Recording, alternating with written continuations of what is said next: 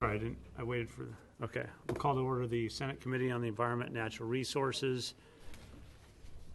Today is the 10th of June. We are in a very dynamic time of session right now, and we have an informational hearing scheduled on the contents of Senate Bill 965 and House Bill 3470A. Carbon pricing solutions. I don't know if our Senate Republican colleagues will be able to be here today.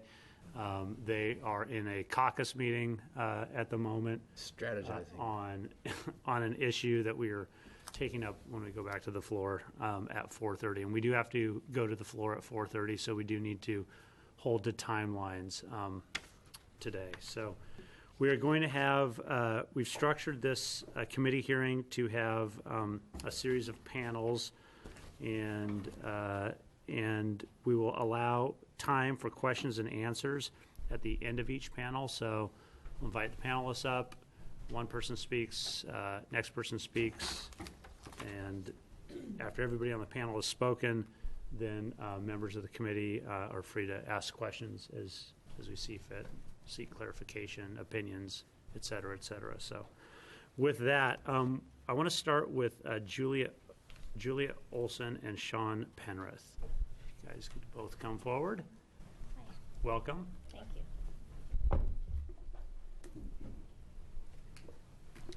And let me apologize for I'm in the process of decompressing from my last meeting. So I'm here, we're present, the meeting's going. Welcome. I'm trying to smile more. It's been a big day. It's been a big day. I've had 2 big meetings since our floor session, so. Well, thank you. ahead. Good afternoon, Honorable Chair Edwards and members of the committee. My name is Julia Olson. I'm the Executive Director of Our Children's Trust. And I want to thank you for taking the time, especially after your stressful day, to hold this informational session on the singular issue that threatens every facet of our lives, including our economy, our property, our prosperity, and frankly, the ultimate habitability of the state of Oregon. I want to lead off this session by addressing why this committee and each one of you personally should do everything you can to both cap and price carbon this legislative session. It has been 50 years since a key report from President Lyndon Johnson, this book right here, warned that the rising levels of carbon dioxide in the atmosphere would heat our planet to such an extent that marked changes would occur that would be outside of our control to deal with. Their team of scientific advisors 50 years ago said that carbon dioxide could cause extraordinary economic and human consequences to climate. We've lost 5 decades of inaction on this issue and the lost opportunity to provide for the safety and prosperity of our citizens. And we've already reached dangerous levels of carbon dioxide in our atmosphere. If you look at economic costs as an indicator of distress, please consider that by 2020, the cost to Oregon from climate disruption will amount to $3.3 billion a year, and that's the equivalent of about $2,000 per household. If you're concerned about our economy, you'll act now to protect the natural infrastructure that sustains it. If you're concerned about jobs for Oregonians, you'll act now to put Oregon on the path to the inevitable jobs of the future. Carbon pricing is estimated to increase jobs in Oregon by about 20,000. If you care about children and their safety and their health, you'll act now to safeguard the resources on which every human life depends. And if you strive for social justice in your lawmaking, you'll act now to protect the poor communities and communities of color that are disproportionately disadvantaged by the impacts of climate disruption. I don't think there are any excuses not to act this session, and I want to give you some good news. So a supermajority of Oregonians support you, including your constituents. They want you to take strong action now. And this support comes from diverse business support, diverse civil society support, local governments. And before you, you have some of these stories today in this booklet and a couple of letters, both from NGOs and businesses across the state. So I encourage you to look at that. You also have the support from California, you have support from British Columbia, you have support from the northeastern states that have priced carbon, and countries around the world. You have other important pressing issues, and I understand that. In fact, today you're dealing with one of them. What's different about climate disruption is that legislative delay threatens the welfare of all future generations of Oregonians, and I don't think we can say that about any other issue. Later generations will not have the opportunity to reverse climate change, and they will be irreversibly burdened with the catastrophic consequences of it. By 2050, when our temperatures are 5 to 8 degrees Fahrenheit hotter than they are today, and that's a low estimate, and our snowpack is gone, we won't be able to change course. And unfortunately, the heating that gets locked into the system is happening today. So you all, you're in this very special place where you may be remembered as the last legislators of Oregon who had the opportunity to create a safe climate future.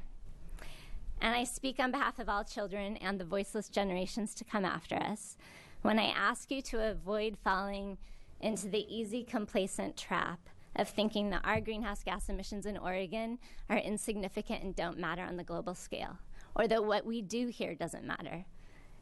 And I ask you to consider that we are part of a Pacific bloc that forms one of the largest economies in the world. And our leadership matters. It matters immensely. And our pollution matters immensely. So what you do this session can become a model for other states. It can become a model for the federal government. It can become a model for countries. And there's power in that. So I don't say this lightly when I say that this is the most important job you have on your plate this legislative session. And I want to thank you for your time and thank you for your service to our state, to children, and to future generations of Oregonians. Thank you, Julia. You're welcome. Go ahead. Good afternoon, Chair and members of the committee. My name is Sean Penrith. I'm the Executive Director for the Climate Trust. We're a Portland-based NGO, and for the past 18 years, we've been managing a carbon investment fund on behalf of regulated utilities that comply with the Oregon CO2 standard. We are the oldest carbon entity in America. We work in both the voluntary markets and the compliance markets. The two major carbon pricing mechanisms are carbon cap and trade and carbon taxation. Both systems are designed to attach a price to the negative effects of carbon pollution and thereby incentivize emission reductions.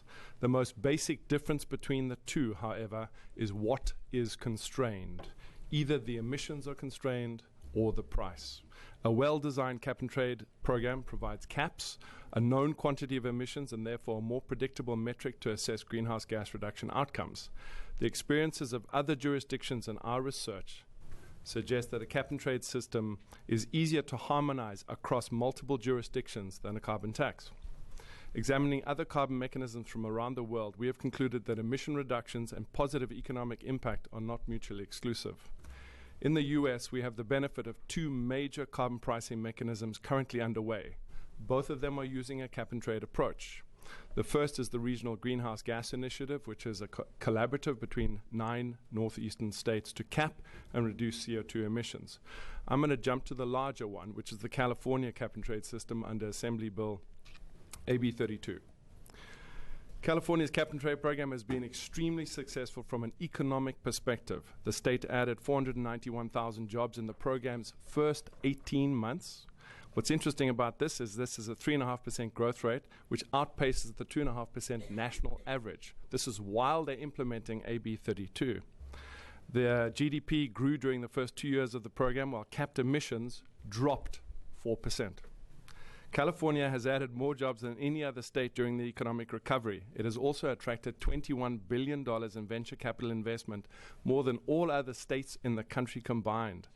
While its core clean economy grew 10 times faster than any other sector in the state.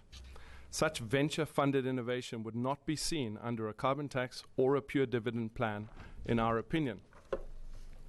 Total cap and trade revenue in California passed $1.6 billion mark. Like Reggie, this is earlier than they expected. California estimates to auction roughly 36% of all its auction permits, which will generate $12 billion in revenue. Regardless of whether a state has a tax or a cap and trade, there is tremendous opportunity to leverage the revenues from either system. To bypass such an opportunity severely inhibits the nurturing of a vital low-carbon economy and ultimately decrease employment opportunities as the imposition of a carbon mechanism gets underway. California mandates all revenue raised from auction permits must be spent on climate mitigation, which supports their serious efforts to manage their emissions. They invest a portion of the revenue in programs and projects that reduce greenhouse gas emissions and mitigate the direct health effects of climate change for the most impacted and disadvantaged communities. Investments fall into three broad categories: sustainable communities and clean transportation, energy efficiency and clean energy, natural resources and water. 25% of the investment proceeds are to be invested directly to benefit disadvantaged communities that bear the brunt of pollution. A full dividend approach has seen to offer problems in our research, and targeted reinvestment of carbon revenues is highly recommended. A direct dividend fails to mitigate direct climate impacts or provide long-term sustainability to underserved and underrepresented communities. BC in Canada offers a great example. Because the revenues are used to offset taxes and are not supporting direct environmental greenhouse gas reduction projects, it is now causing some doubt as to the effectiveness of that program. And in fact, many groups up there are asking or advocating to do away with the revenue neutrality aspect and use the revenues directly to support a low-carbon development. To conclude, experiences from other operating carbon mechanisms prove that it's possible to institute pollution reduction programs without compromising economic prosperity or social equity. Based on the California model, careful design of a targeted reinvestment plan to ensure a low-carbon infrastructure is built and disadvantaged communities receive active investment is instructive for us here. We believe an effective carbon pricing policy will be one that ensures that the state meets its emission reduction targets and allows linkage to other states, market mechanisms, and targeted reinvestment. House Bill 3470 asks the Department of DEQ to design just such a mechanism to reach Oregon's existing climate goals, which could open the door for Oregon to join California and other regions in their cap-and-trade systems. Thank you. Thank you, Sean. Questions? I have a couple of questions, but You go ahead, Ron. okay. I do too. So you mentioned, Sean, you mentioned growth rates in California. Could you touch on those again? I was typing as fast as I can. That's okay. I'm not that. That's right. I'm not that fast. So during the first 18 months of the program, the state generated 491,000 jobs. Their GDP grew while the emissions dropped. So thereby proving that the economic impact that's often cited as a negative, it can actually be decoupled from a carbon mechanism or carbon pricing. Okay. And then, Julia, you mentioned, you specifically said a supermajority supports us taking action. What type of, I mean, without getting like really specific, are you talking 95%? Are you talking three-fifths? What? Yeah, I mean, the polls show that over 70% of Oregonians, and Tom Bowerman can give you the precise figures, but support action on climate change. And then in some more limited polling done on the House Bill 3470, it shows that over 60% support a bill of that nature. Okay. Okay. Go ahead. Yeah, thanks. So I have a question for each of you. Julia, just following up on that, the polling shows that there is, a lot of support, but the polling also shows that decarbonization is not the top issue for people, right? And so when they're asked, is this important, they say yes. But in terms of it being on their agenda of most pressing issues, it's not. And so how do we get to that point where, not only is it getting broad support, but it is a real priority because, frankly, that's what it takes to get the legislature to move, to have people who are saying, this is, you cannot leave this session without taking action on this. Yeah, it's an interesting question. I think sometimes legislators have to lead. I think we have enough public support for you to do what you're going to do, and I think the people will support you and reelect you, honestly. But if you look at the civil rights era, there was 30% public support for the decisions that were being made at that time. And it still took the leadership of judges and Congress to really uphold the equal rights of African Americans. So I think sometimes you need to lead, even if you're afraid of public support. But I think public support backs you here very strongly. And the other thing I would say is that when people are worried about jobs or the economy or the health of their kids, all of these things are related to climate. So you can tell that story and you can link those topics. What they may be worried about is directly a function of what's happening with the changing climate, like drought, for instance. Thank you. And Sean, good seeing you again. Nice. So one of the attractions for some people of cap and trade is that it can generate revenues that can be used for things other than decarbonization, right? Once there are revenues being raised, there's going to be a sort of impulse to put them somewhere away. And so has this been a danger in California, for example? Is that a risk? Or is that something that we should be taking seriously as we do craft whatever kind of carbon pricing plan we come up with? It is a risk. The careful design of the plan definitely needs to take into account that question. In California, the mandate is that auction revenues go to climate mitigation. However, as you well know, Governor Brown did borrow some money from the revenue proceeds, which he repaid. So, but for all intents and purposes, it's targeted for climate mitigation, and that includes the community's smart infrastructure, energy efficiency, and so on. So I would heartily recommend that that's the boundary that you put on proceeds. And just a follow-up, have they been doing anything with setting funds for worker retraining?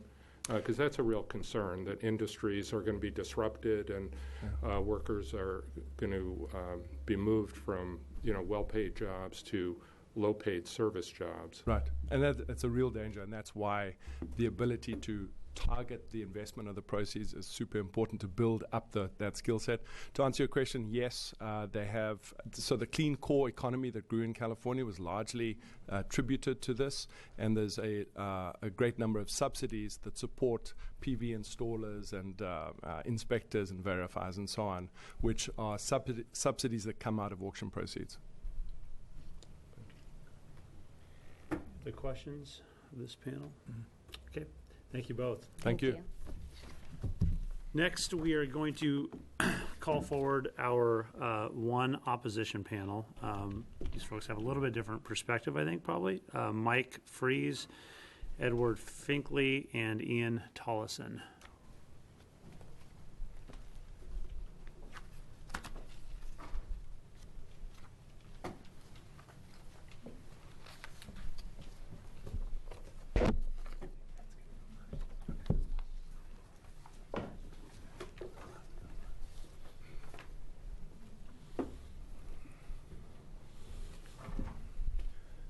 Good afternoon, Senator Edwards and members of the committee. I'm Ed Finkley. I'm the Executive Director of the Northwest Industrial Gas Users. My members use natural gas in their businesses in Oregon, Washington, and Idaho. We're pulp and paper companies. We're specialty metal companies. We make computer chips. We're aerospace, chemicals, wood products. But natural gas is a key cost input for all of our businesses. Our members support measures to reduce carbon emissions in Oregon. We share the concerns of the proponents of these bills about the rising carbon dioxide emissions worldwide. And our members are proud to be leaders in energy efficiency. We think Oregon has been a leader for many years and should continue to be. We do, however, oppose Senate Bill 965 and House Bill 3470A. We've commissioned a study to determine the economy-wide cost of pricing carbon emissions in Oregon for natural gas consumers. If you assume $30 a ton, that's nearly $400 million for natural gas consumers statewide, or about a 20% increase in the price of natural gas.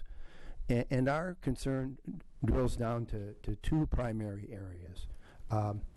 energy-intensive, trade-dependent industries and their workers would be in the crosshairs of any such measure. And frankly, individuals that use above the average amount of energy commuting to work or heating their homes would be in a similar situation to energy-intensive, trade-dependent businesses. And so we think that carbon pricing, while great in theory, raises serious equity concerns. One business or individual gets a tax break, somebody else gets a large net tax increase, assuming you do it revenue neutral. If you take the approach of California, then everybody gets a tax increase, essentially. Oregon needs to retain its current manufacturers, and we need to attract new businesses in our state, both for middle-class job creation and for CO2 emissions. Our state is rightfully proud to be a real leader in carbon reductions. Our carbon footprint of our businesses is far less than it is in Texas or China or Georgia or Southeast Asia. So bringing businesses here and keeping them here is actually a carbon solution, and we think one that's very effective. We don't want to be part of driving manufacturing away from Oregon. We want to be part of driving it to Oregon so that it's done the environmentally responsible way. We think it's a little early to conclude what the results in California and British Columbia have been, especially for the manufacturing sector. British Columbia had to exempt their nurseries and their cement manufacturers after they started losing businesses once the carbon tax got to $30. California, while I concur with the previous speaker's comments about overall GDP, they lag in manufacturing, far behind even the U.S. numbers. U.S. manufacturing has grown 7.5% since January of 2010. California is up 1.9%. So I hear from California manufacturers that high energy costs are already slowing their manufacturing sector, and it has because their energy costs are higher than Oregon to start with, and we have a stronger manufacturing sector up here than they have in California. So I would be cautious in thinking that we don't have more to lose by doing this than California had to start with, or that California somehow has escaped the impact of the carbon price. And their carbon price is $15 or a little less than that for their allowances at the moment.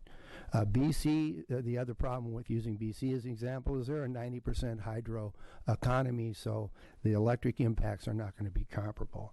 We think carbon pricing has a place, and its place is at the federal level to be both effective and fair from state to state. So we think about what Oregon should do, and we think there's 4 areas that we should concentrate on. First, energy efficiency, where we're already a leader. We should continue to do more of that. Second, we should encourage individuals and businesses to use natural gas where appropriate instead of coal and oil, because you reduce carbon emissions by 50% with coal and 25% with oil. We should continue renewable developments, turning the grid in Oregon into even more of a renewable one is a good thing to be doing. And then finally, we should look for ways to fund research into game-changing technologies, things that would really decarbonize the global economy, such as grid-level battery storage. And maybe Oregon should be part of that. One of the things you did in the 2013 session that we're supportive of is Senate Bill 844, which is encouraging your gas utilities to use voluntary carbon reduction measures. And one of the ones we're focusing on right now is combined heat and power, where we could put CHP in an industry where they would use the steam both for electric generation and for industrial steam use. Very efficient way to use natural gas, lowers carbon emissions. Those kinds of programs have made Oregon a leader already, and we think you should continue to be a leader. But we would urge you to think and act globally in combating carbon dioxide emissions, and we don't think SB 965 or HB 3470 do that. So that's why we're opposed to them, and we look forward to a dialogue on this issue in the years to come. I thank you very much.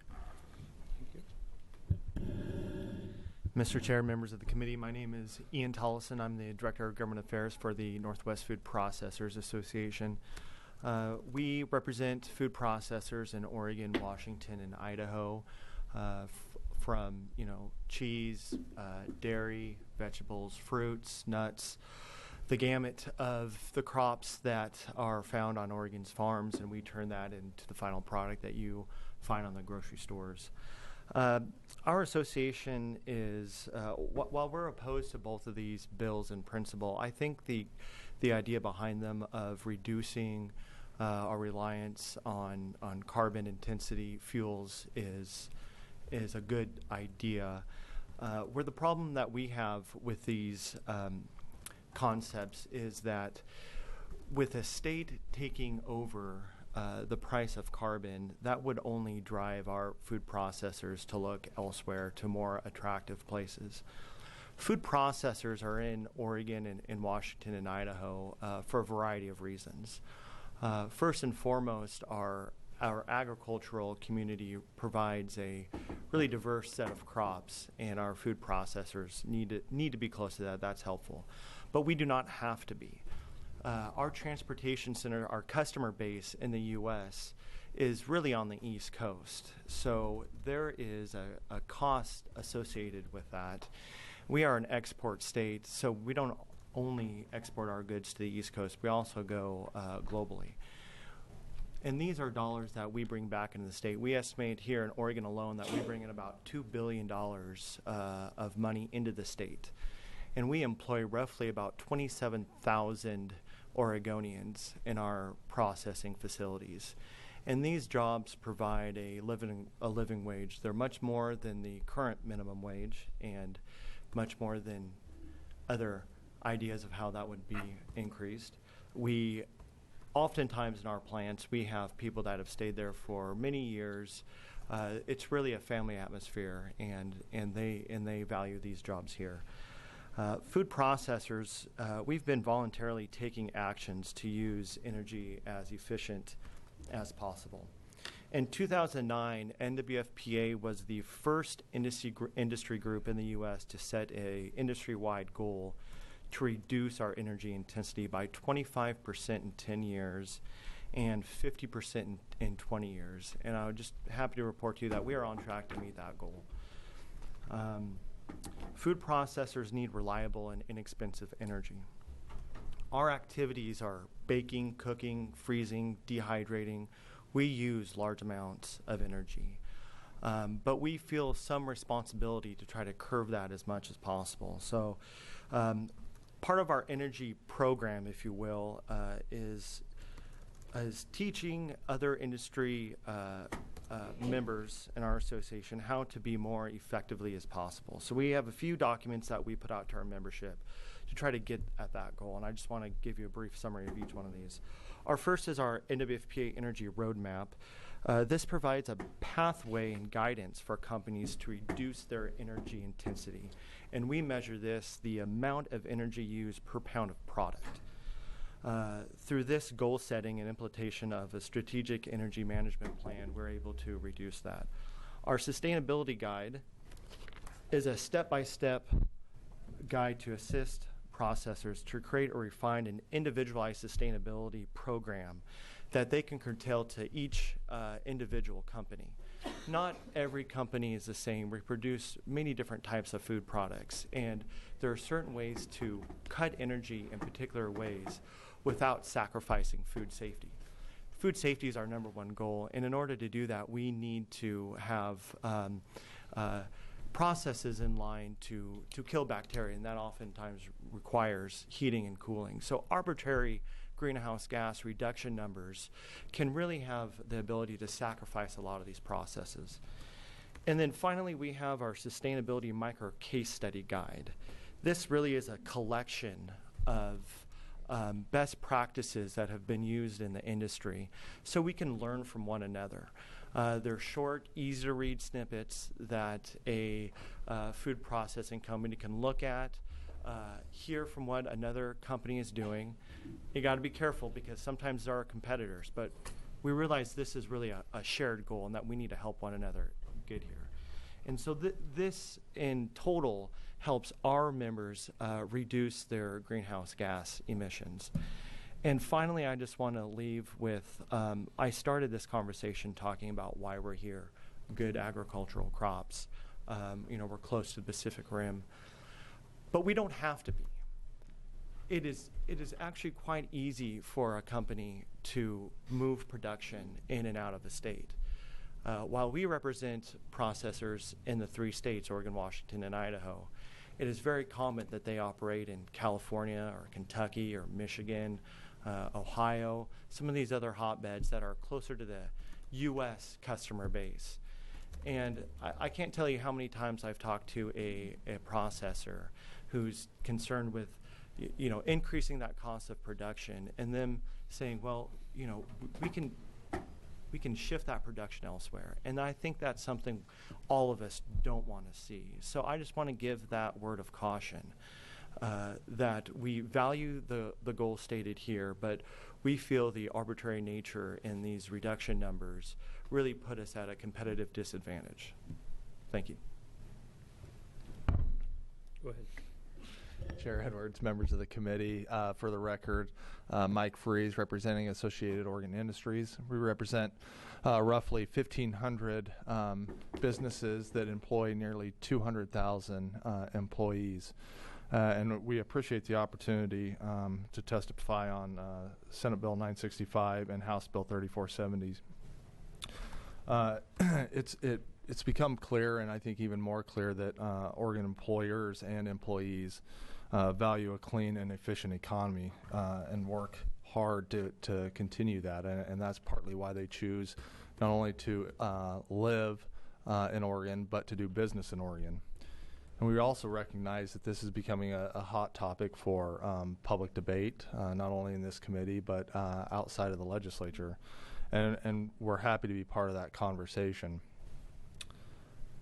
But there are a few principles that I think that we all need to recognize that are important, right? We do value jobs, and we value good jobs. And so any solution really has to take those factors into consideration.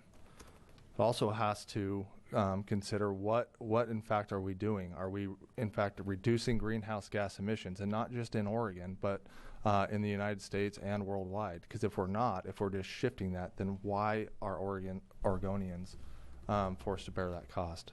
Is it making a difference in global climate change? Obviously, as the previous panel spoke, there are real business risks. There, some folks have continually cite the risky business report.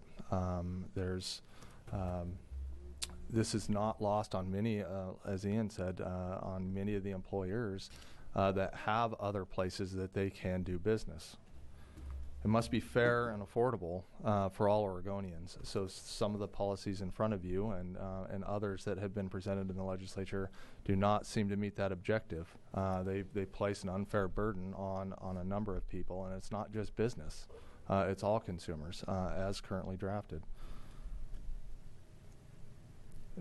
Any solution also needs to engage all stakeholders and ensure that the stakeholders are engaged and understood throughout the process, not just early on, but that their input is taken into account, considered, and acted on accordingly. And allow for some flexibility to accommodate changing circumstances and technologies. As we've seen just in this legislative session, fascinating breakthrough with batteries, home batteries with Tesla. I hope and expect that those advancements will continue, and that's a good thing. That's a good thing for businesses, that's a good thing for consumers, and that's a good thing for the environment. Senate Bill 965 and House Bill 3470 do not ensure that many of those principles are met. In fact, both bills delegate nearly all the difficult decisions away from elected officials and to administrative agencies, providing little guidance or assurance for input from the most immediately impacted. That is in part why AOI has concerns with these bills, and we look forward to continued discussion around climate change and climate change proposals, and I'm happy to take any questions. Thank you each for your testimony. Questions for this panel? Questions? Go ahead, Senator Nebro. And this can go to any of you. So back in 2013, the legislature commissioned a study of carbon pricing, actually specifically a carbon tax. and asked a group out of Portland State University to do this study, which was presented to us last fall. And there are no recommendations in that study. It's looking at various scenarios for different kinds of pricing, and the outcomes of the different scenarios varied. Some of them did that. There were some that showed that you could do this kind of thing, put a price on carbon in a way that would not hurt employment or hurt the primary manufacturing settings. I assume you're familiar with those with that study, and I wonder if you would give us just a quick reaction to what how you respond to it, because I think all of your industries, I think, were examined in these various scenarios. Thank you, Chair Edward, Senator Dembro. I have read the study. In fact, I've looked at it multiple times.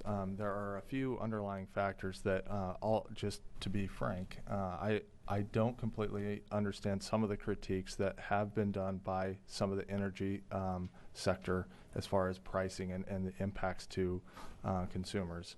So I won't touch on that, but it's certainly worth kind of exploring further. There are a number of things in the study that are demonstrated, and it's important on how revenues that would be collected are allocated and distributed. So under these proposals, they don't.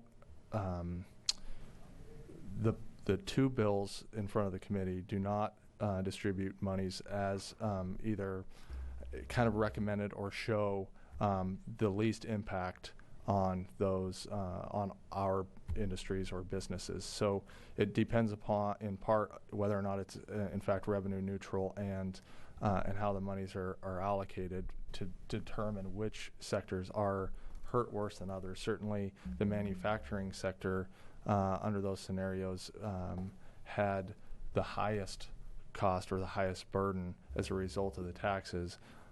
So if they don't receive any of the revenues to either change their processes, then it's certain that those manufacturing industries will likely go away or be hurt. So I'll just take a few comments. I'm not as familiar with the study, so here we go. The term revenue neutral, there are some aspects of other ideas I've seen of a tax and then getting it back in the form of a tax credit or something like that. I assume that's what you mean. For our members that operate in multiple states, they have operations in Oregon, and they look at a system like that, and that is really an anomaly in their business model that I think would create an unnecessary hardship. And the totality of all the current business legislation, I think just adds one more piece to that picture that would really discourage growth, investment in Oregon in my industry that I represent. So while it may be revenue neutral on paper, it's just one more hurdle that really disincentivizes our ability to operate a successful business here. Maybe can I just quickly? So we heard from Ms. Olson in the first panel that Oregon need not act in isolation here. It could act in concert with British Columbia, Washington, California, in which case that danger of leakage and being a place where companies will flee from because we're doing things differently. I mean, there's also a possibility of doing things in concert with them, which could really help our economy in some forms. No. Yeah, I mean, I would agree, Senator Dembro, Mr. Chair. Spread the pain, right? If everyone has to do it, it has an equalizing effect. That's why I would say, Ed spoke about having the ability of the entire U.S. look at that. We'd much rather have that than have an Oregon-only system. Again, while we do, our association has specifically Oregon, Washington, and Idaho, we have members operating throughout the country.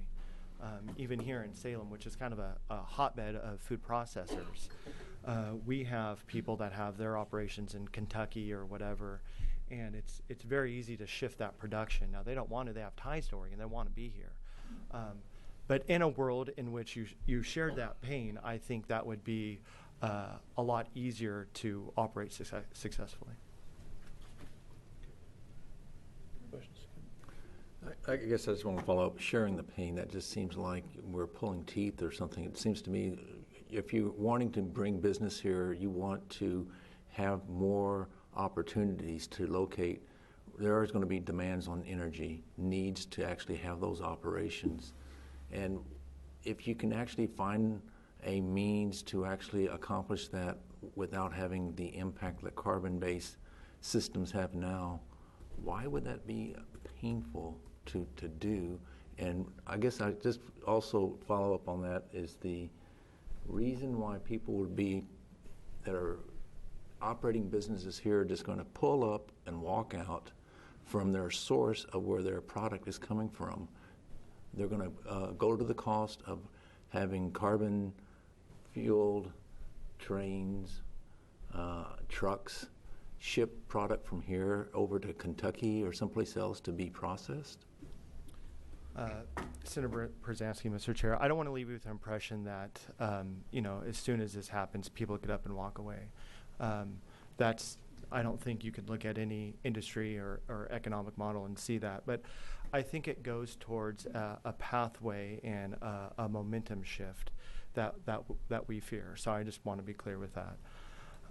Now, to your question of what does that actually look like and share the pain, we feel that we know how to cut energy costs ourselves. It's good business practice, frankly. You don't want to have to, energy, you want to cut down your costs where you can. So that's something that we want to do. And we've really taken it upon ourselves to help lead our industries and our businesses to that point. Chair Edwards. We need to wrap this panel up because I've got some more panels that we have planned, and we've got to be back on the floor at 4:30. So I thank you each for being here. To be continued, I guess my final comment to you would be that, Mr. Finkley, I appreciate your testimony. You mentioned that energy-intensive industries will be in the crosshairs of this type of legislation. And I mean, for some of us, it feels like we're all in the crosshairs of a warming planet. And so we're trying to figure out how to come up with some solutions, granted that the U.S. Congress has not acted in a meaningful way and doesn't appear as though it's going to be acting in a meaningful way anytime soon. So, Chair Edwards, may I just make one quick comment? That's why I think that while this conversation continues, it's critical to have actual business that are heavy users of utilities and energy to be at the table. We welcome that conversation. We want to be at the table so that all these things that we talk about that could happen don't. We don't want to lose members, right? We're very concerned about that. At the same time, our members do care about the environment, and so we think we can get a win-win. Thank you. Okay, next up we've got Tom Bowerman and Dan Golden.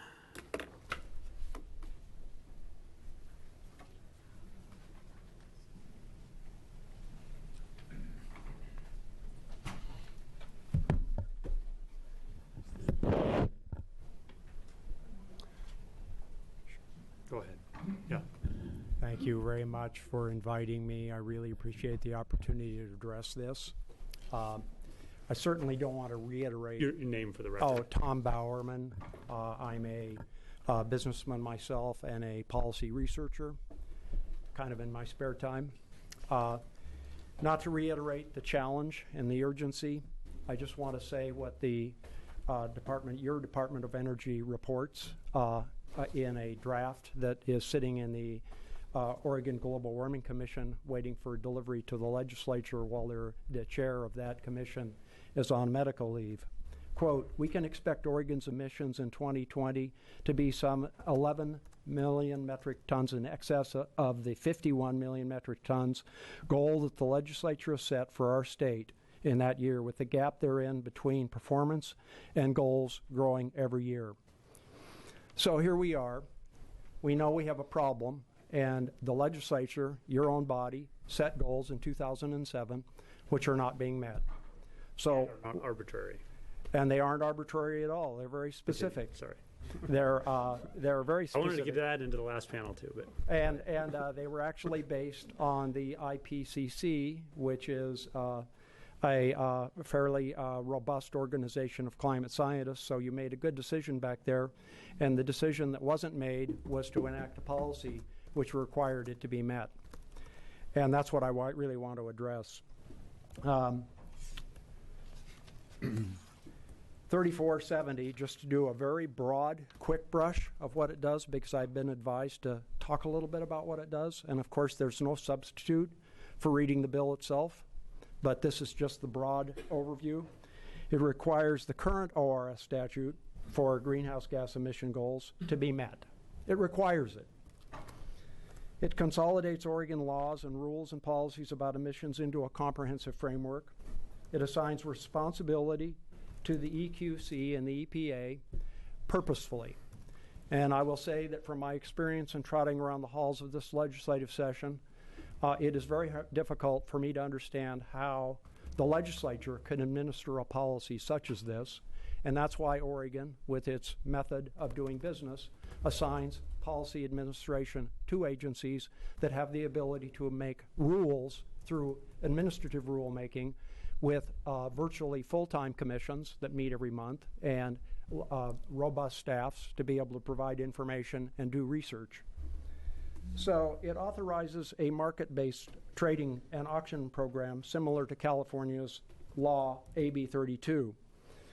California, we know, being the 7th largest economy in the world, has designed their law to be joined by other organizations. They are like this huge snowplow that has developed a very workable solution and has now, in 3 years, been demonstrating very stellar performance in lowering their emissions and achieving economic performance, as Sean Penrith addressed. And it provides a policy framework which is supported by a majority of organizations. And in the handout I gave you, if you would flip it all the way over, the 2-page, flip it to the back. Chair, I believe you referred to evidence from Oregonians on this. And you can see in the first 2 charts a before and after. We listed the components of the policy itself in 8 different questions. Approximately 64% to 30%, so more than 2 to 1 support. And if you know the way that we do our surveying, you'll know that this is not push polling. And when I send you, or it is listed on OLIS now as submitted testimony, those blue lines are hot links so you can get to the full survey to analyze it in your own comfort and look at the breadth of the questions and how we approach that to determine the level of public support drawn statistically, sampling Oregon registered voters, balanced for the primary demographics like age, political party, geographic representation, and gender. So it's a good survey. We expect this act to be self-supporting through auction authorizations based upon the performance of the other jurisdictions which are practicing it, using the open market mechanism. Most likely, we expect, after the agency goes through hearings and rulemaking, because it points so strongly in that direction, through the Western Climate Initiative, which Oregon is already a full partner in, that is becoming linked to the 5th largest economy in the world, and also the world's largest carbon market that is currently working. I project, based upon evidence from these other jurisdictions, that by 2018, if this were passed this term, This act will be providing at least $250 million per year for investments in clean infrastructure, boost the economic consequences in Oregon, and ameliorate impacts on vulnerable low-income people. So I was asked to draw some distinctions, if there are any, between 3470 and Senate Bill 965, and you will see there in the front page of the handout that I gave you a matrix which attempts to do that. But I just want to hit 3 points and then close. HB 3470 is a flexible performance policy based and reached via commission adoption through Oregon administrative rules, but it retains flexibility in its design with a series of components such as 5-year checkups with adjustments accordingly, because this is going to be a moving target for the rest of my grandchildren's lives, and we're going to have to be adjusting all the time. This is not something that does very well with legislative rulemaking. It is going to be a fluid process. While 965 is a comparatively rigid, prescriptive legislative policy lacking rolling flexibility. The next point is 3470 enables a market mechanism with revenue reinvestments in non-fossil fuel futures. 365 refunds through prescription revenue to all taxpayers and their dependents in equal proportions. And we think, based upon the research that we've done, and Sean Penrith touched on this too, that the far leading outcomes for changing and growing into decoupling from fossil fuels through the next 35 to 50 years comes through reinvesting so that we actually establish the pathway that is required with a lot of infrastructural investments. And the third point is random sampling of Oregon registered voters finds HB 3470 methodology supported by over a 2-to-1 ratio, with support for reinvestment running almost 3-to-1 over the refund, as you saw in the third chart on that flip side. And I will leave it at that. Thank you very much. Thank you for the overview. Dan, go ahead. Thank you for having me, Honorable Chair Senator Edwards and members of the committee. For the record, my name is Dan Golden, and I'm honored to speak on behalf of SB 965. Great, we have a PowerPoint. Terrific.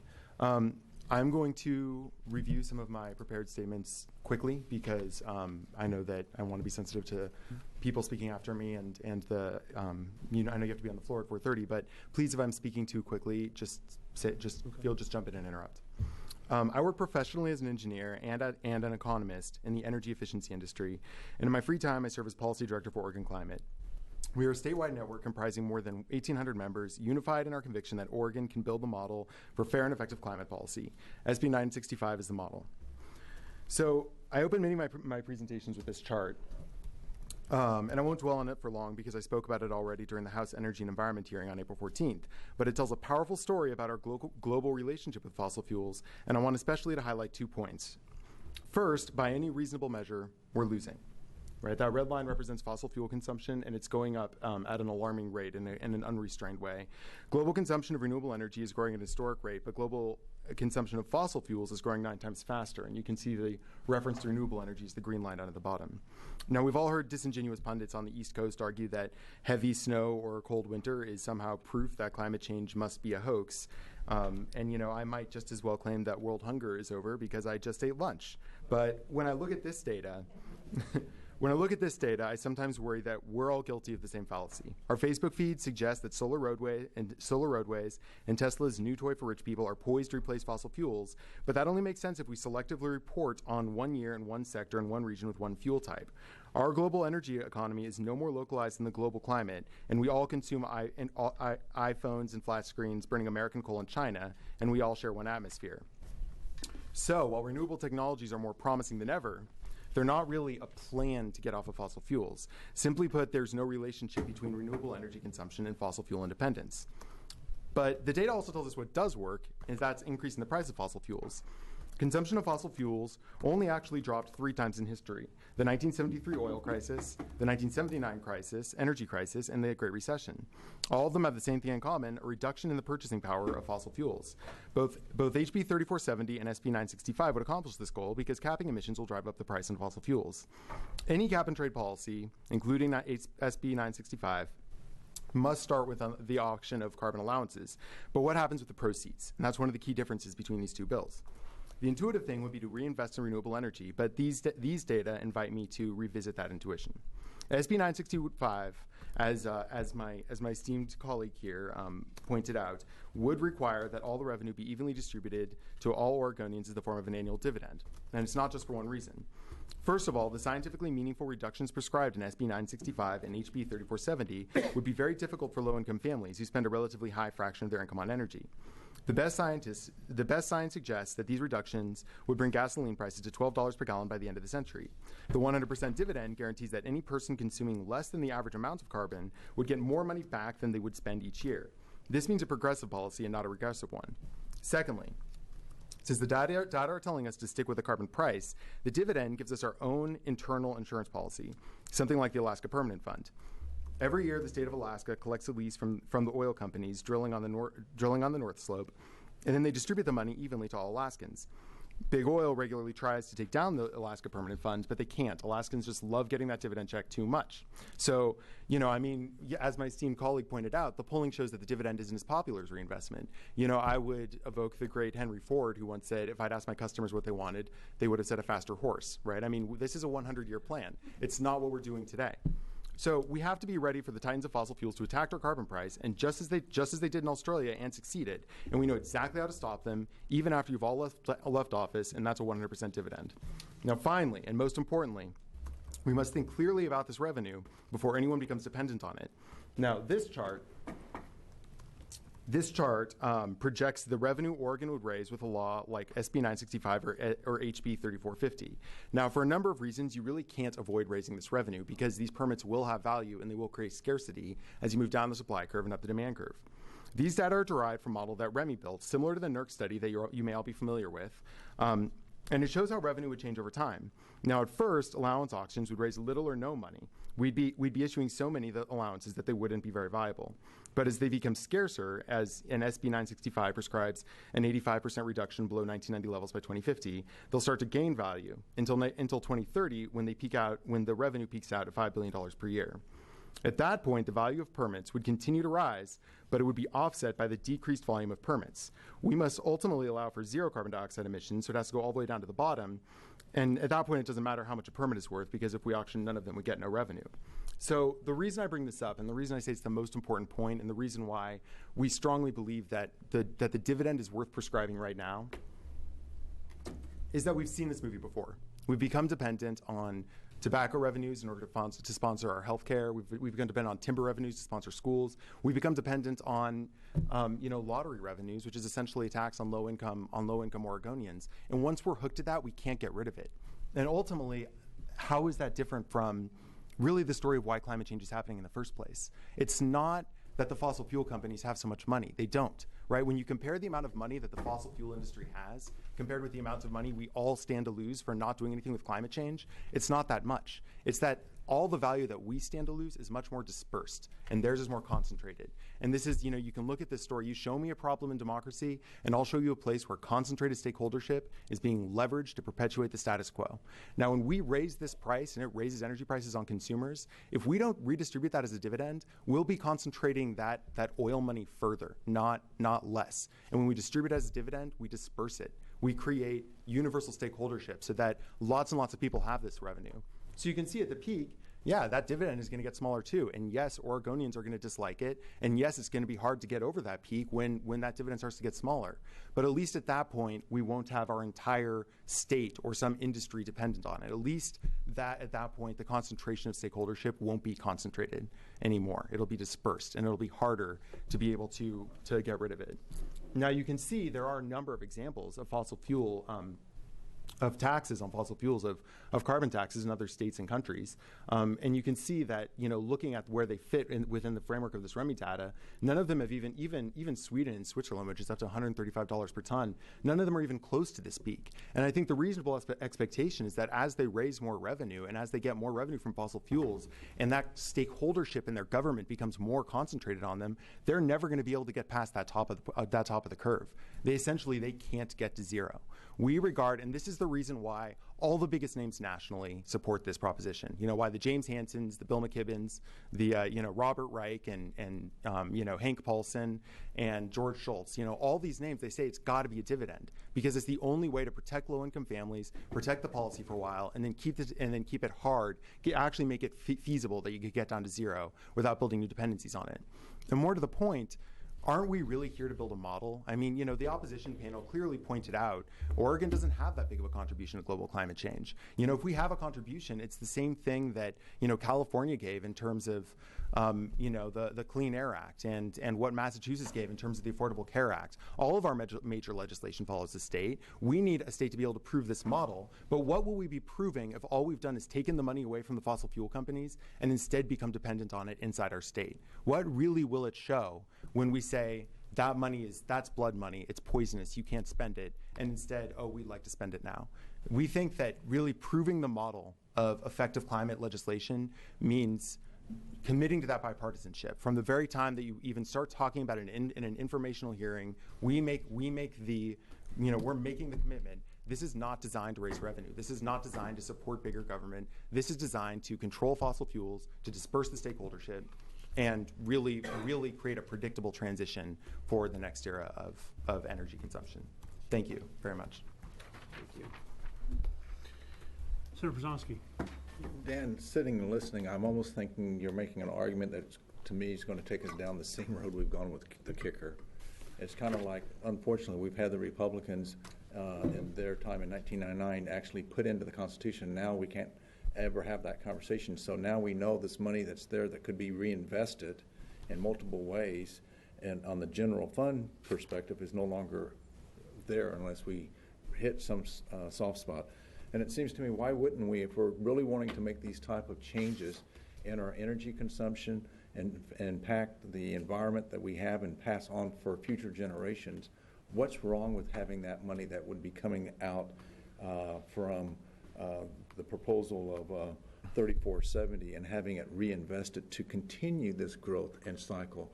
It seems to me we would be benefiting generations further down the road as compared to having people say, that's mine, I want it. And I understand that they're going to potentially spin it back into the communities and in our state, but have we been short-sighted, as I feel we were, as to how the kicker is now not able to actually use money where in this day and time today, we're looking at trying to shore up these various budgets that would have more impact on families and kids.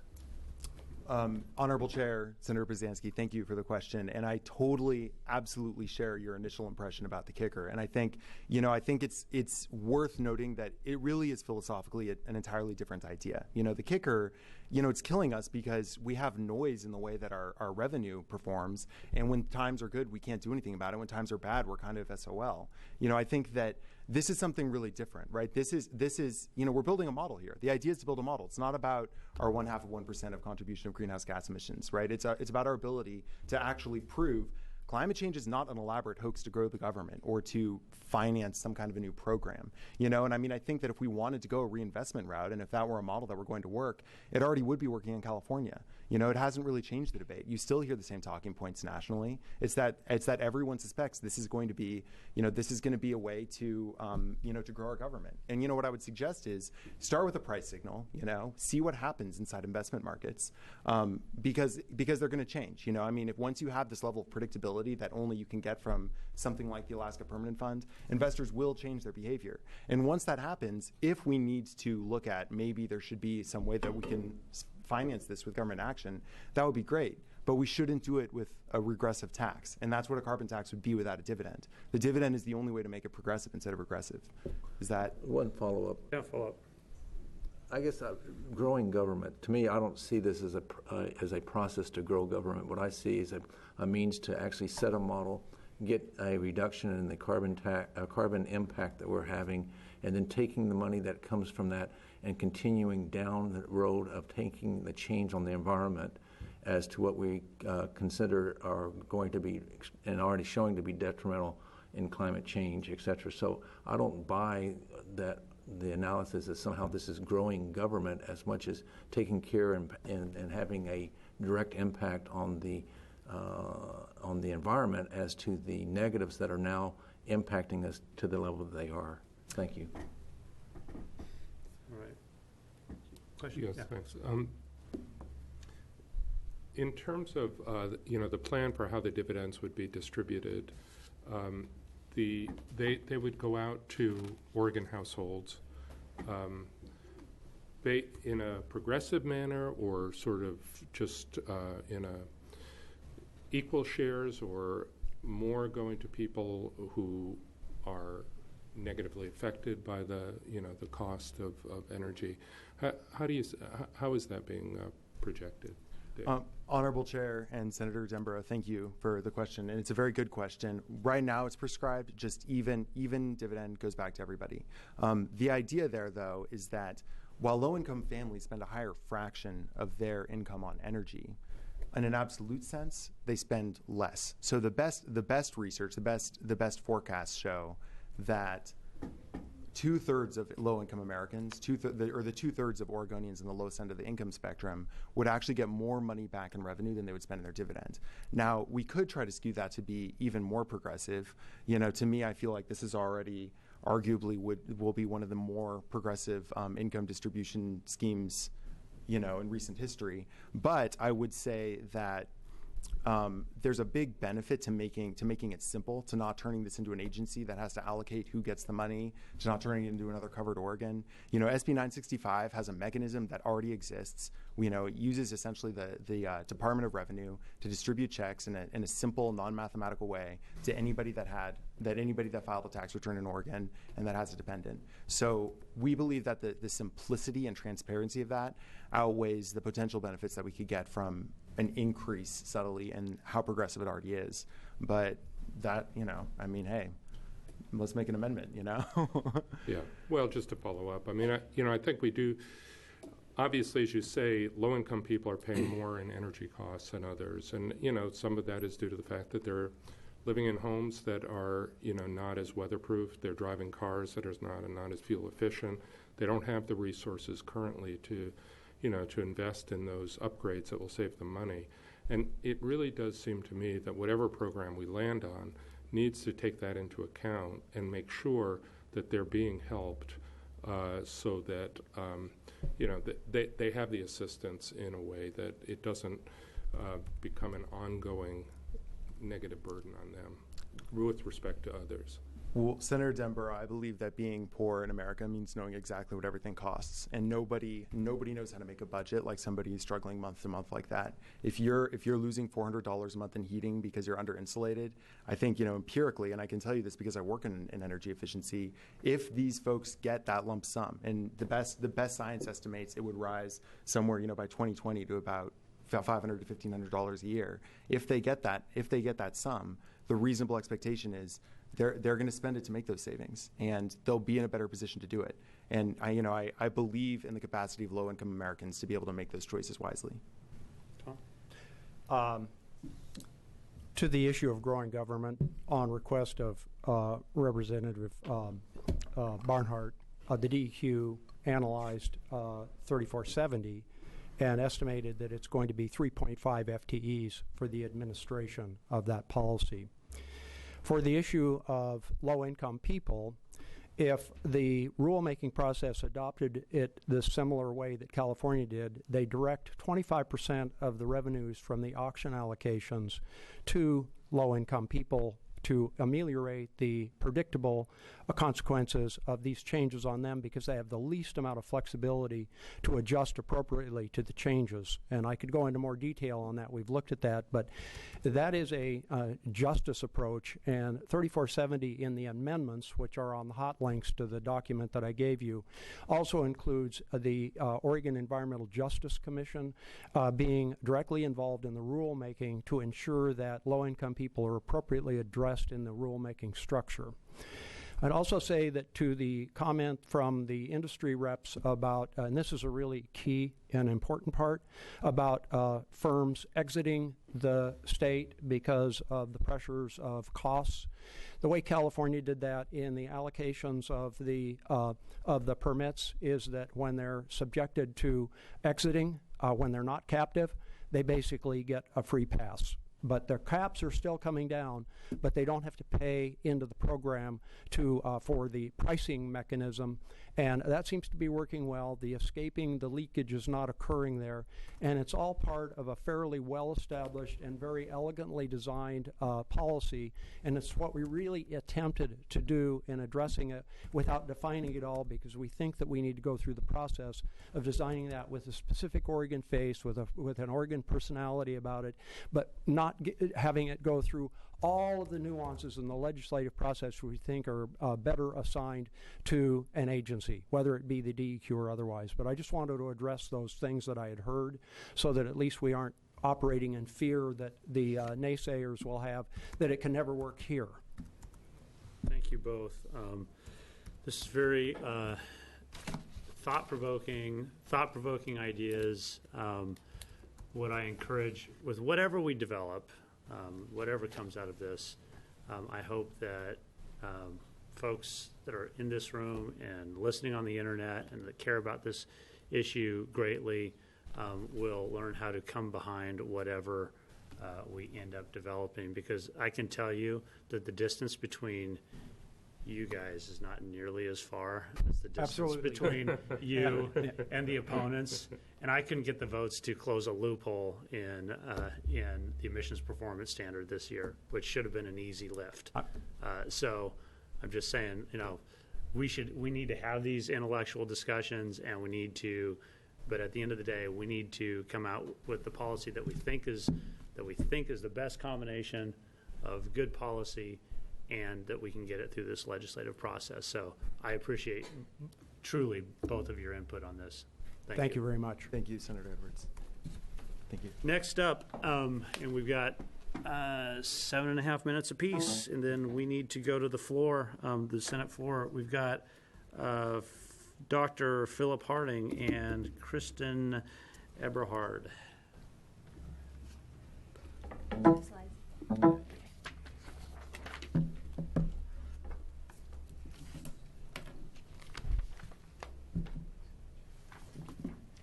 I have slides too.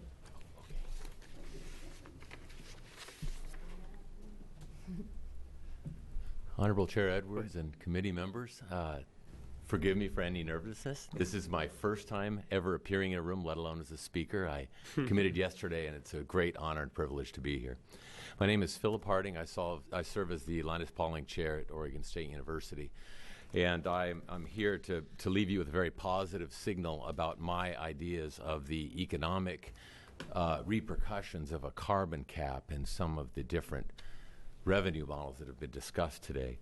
I've listed some of my experience, but most poignantly, I want to tell you specific examples of my career from being involved in technology and business development, and my ideas of how that is spurred by constraint and challenge.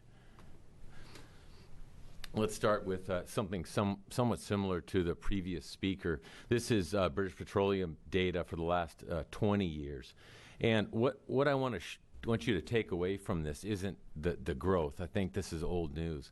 But specifically, I want to show you that renewable energy is but a sliver in the worldwide energy usage. And this has got big ramifications for this conversation. If you look at either the growth rate or the magnitude, not even on the same order of magnitude. So the nuclear and hydro haven't and can't keep up with this pace for reasons that are likely clear to you. And so the conclusion I draw is that our thirst for energy is growing at a rate that far exceeds the growth of options. It far exceeds the growth of options, and that we have to take it upon ourselves, and I'm speaking to you also as a father of 3 daughters, to self-impose controls and do this in a way that really instigates economic development and conservation. Oregon is positioned to do this really well. I believe that from the bottom of my heart, from my experience in manufacturing, high tech, and now in academia as I prepare our engineers for the future world. But the takeaway that I want you to have from these first two slides is that renewables will not make up a significant contribution to this energy usage. And I'm hoping this graphic, no levels of investment, square footage assigned to solar panels or what have you, is going to do this. Now, I don't mean this pessimistically. You're talking to someone who's got 5.6 kilowatts on his shop and drove a Nissan Leaf up to Salem today.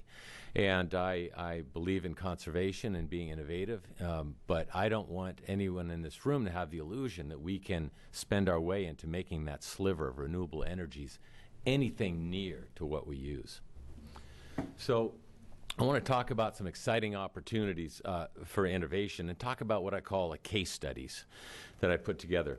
But first I want to talk about Oregon specifically. My experience in working among Oregon engineers and scientists is that they are hungry for economic opportunities. And much like Mr. Golden's example of someone at a low end of the socioeconomic level being innovative with their budget, you tell an engineer that they need to make a food dryer more efficient, watch out, because he or she is going to be so excited, inspired, you won't be able to cap their work hours. And Oregon, as you know, has an extremely high density of highly skilled, not just engineers and scientists, but workers in general. But we also have a consumer base that's passionate about the planet and is willing to make sacrifices, bike that extra mile, what have you. And so we're in a great situation to lead this country. So we are poised to lead business and technology innovation. I really believe that. But what's it take? So there's been some words used in previous testimony, and I'm going to try to put a thread together for you. And I'm going to harken back on my experiences. First with HP, I was the technical lead for a fuel cell development program. And we looked at fuel cells for a variety of consumer products. I apologize if you can't see them. Everything from cell phones to laptops to replacements for the loud generators you hear in the campground, a fuel cell generator that run off of propane. And we were responding to a customer need, which was battery life or fuel costs or sound in the case of our RV generator. But we investigated a number of different technologies, but the common theme that we always had was that we were looking at the competitive technologies and how predictable it was, how stable it was. And in the case of fuel cells, it was battery performance, for example.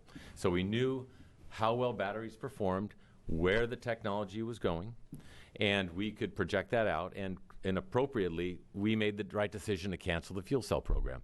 That was 10 years ago, 12 years ago, and if you look now, you don't see a lot of fuel cells out in the market, right? You don't see people popping methane cartridges into their laptops on airplanes, right? So we made the right decision. Battery technology was predictable, and we chose to step back.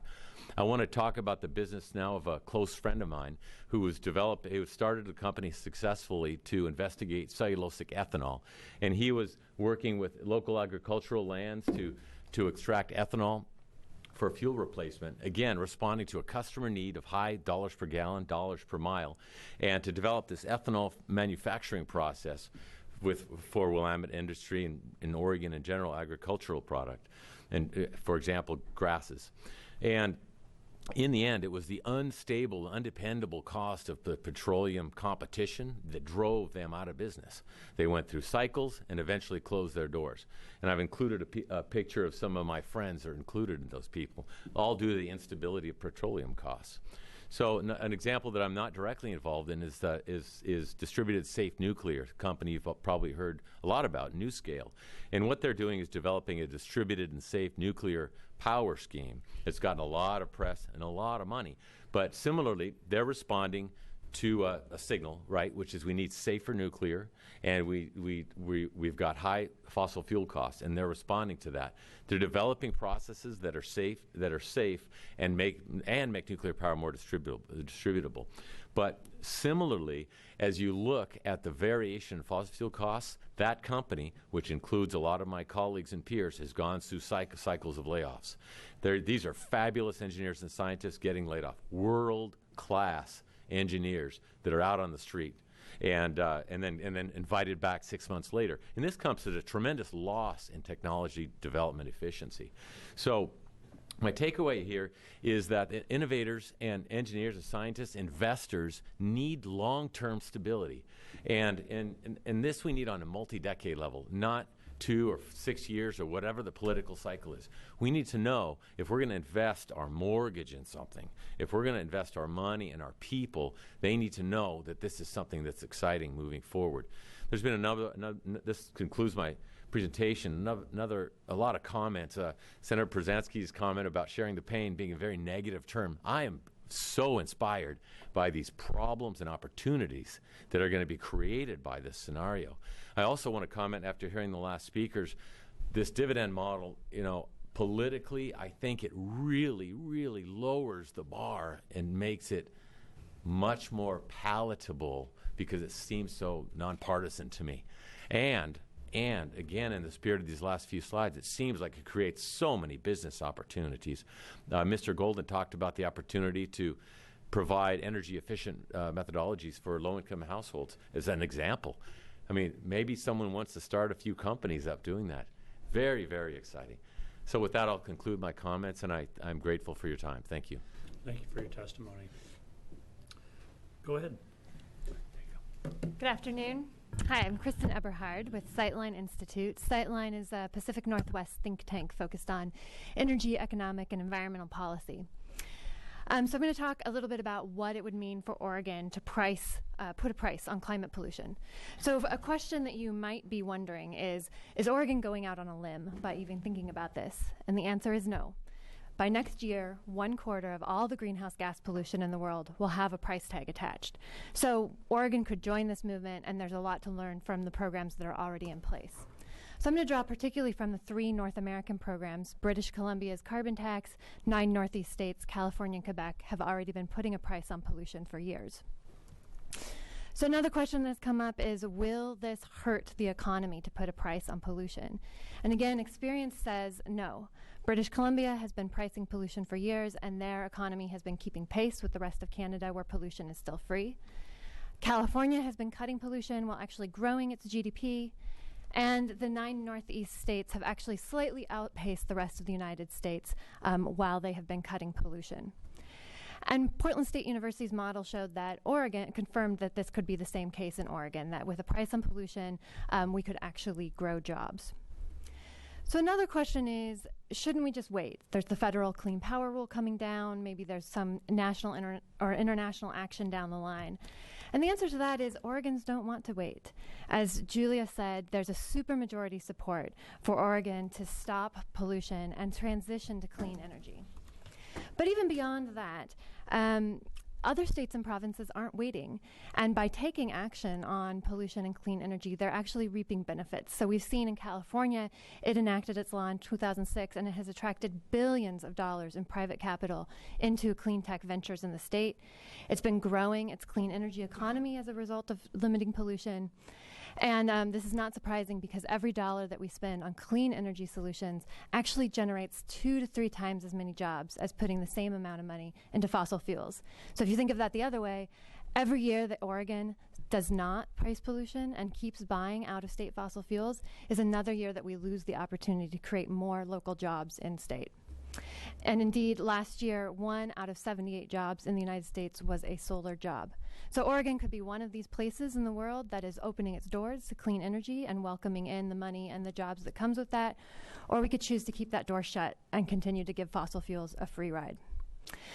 So finally, there's a question about the Clean Power Rule, and that only affects electricity. And in Oregon, electricity is less than 1/4 of our pollution. So both the bills in front of you today would price all 4 major sectors, which would get at 85% of the pollution in Oregon, which the Clean Power Rule is never going to do. But there is actually an opportunity with the Clean Power Rule. Either of these bills could be used as a compliance plan. So you could get a 2-for-1. You could actually comply with the federal rule while also keeping Oregon on the forefront of the clean energy economy. Okay, so let's say, right, we're ready to stop the free lunch for pollution. Let's put this cap on. What do we do with the money? So there's several things that we can do with the money, and California actually does a little bit of every one of them. So we can look at examples from California. The first thing that they do is help people and businesses. by giving back some money to them. And the reason that this is so important is, as Dan talked about, this is for here in Oregon. The lowest income households spend a quarter of their income on energy-related costs. Now, it's important to note that's a percentage of their income. They're actually spending less money overall than the higher income, because people who make more money make so much more money that 4% is actually a lot more money. But nonetheless, any increase in energy costs is going to hit those low-income households hard. But putting a price on carbon and then giving the dividends back to households would actually make 2/3 of Oregon households would have more money in their pocket at the end of the day with a price on carbon than they have right now without. So California gives that orange bar, they give most of that money is going back to households in a flat dividend or rebate on their electricity bill. And RGGI also, the Northeast states also set aside some of the money to go back to households on their electricity bill. And finally, British Columbia, they give all of the money back to households and businesses through tax cuts. So another thing that you heard from the opposition panel is that there are some businesses that are energy intensive and face competition from outside of the state, and they will need help with the transition to clean energy. So California spends a small amount of money because it's actually not that many businesses that meet both of those criteria. Both energy is a big cost for them, and they're facing competition, so they might actually want to move. So carefully identifying those and then giving them money to help them make this transition is important. And finally, investing in clean energy solutions. So California spends that portion of their revenue, so it's about 40%, goes to clean energy, so mostly transit, energy efficiency, and electric cars and electric freight. The Northeast states spend most of their money on energy efficiency, which is a great investment because energy efficiency is actually the cheapest form of electricity that you can buy. And again, investing in energy efficiency creates jobs, and by definition, those jobs are local because you can't fix up the house from out of state. So finally, another thing to do is to spend the money on government general fund, and again, PSU's study found that putting it into schools and roads in the state will actually help grow jobs in every part of Oregon. So in closing, I want to address an idea that came up in the opposition panel that, this is really about more pain and just pain indefinitely. This is not about more pain and making everything more expensive. This is about transitioning to clean energy. So right now, we're dependent on this energy source that's unhealthy for us, for our children, for our planet, and it's really has a volatile price. So the idea here is to break those chains and actually become dependent on clean energy. So Oregon will be much better positioned if our homes and our businesses are as efficient as possible and our energy system is as clean as possible than we'll if we just try and stick with the status quo, because the status quo is not going to be the same.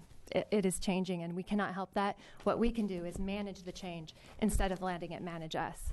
So in closing, the opposition said that they want a solution that's fair for all.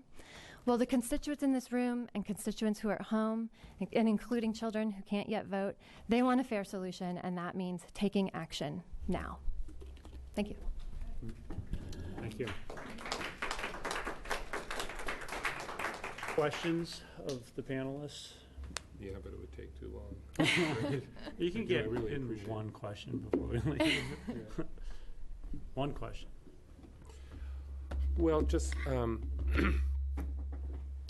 I completely agree with where you're coming from, Kristin. I think that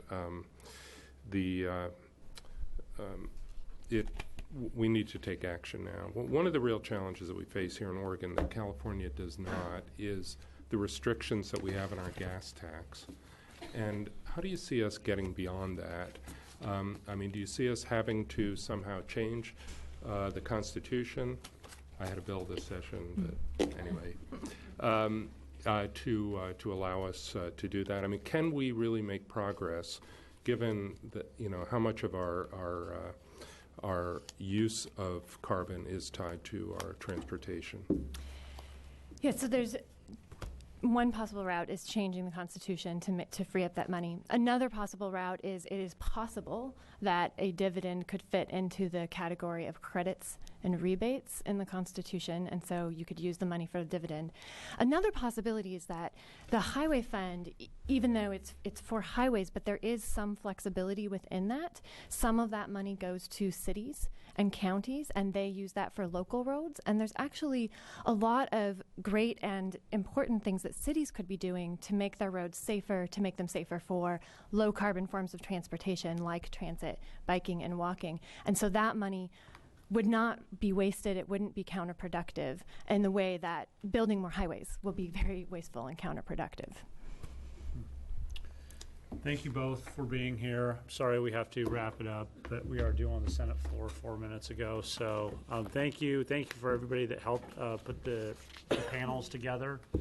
I appreciate it, and we are adjourned for the day.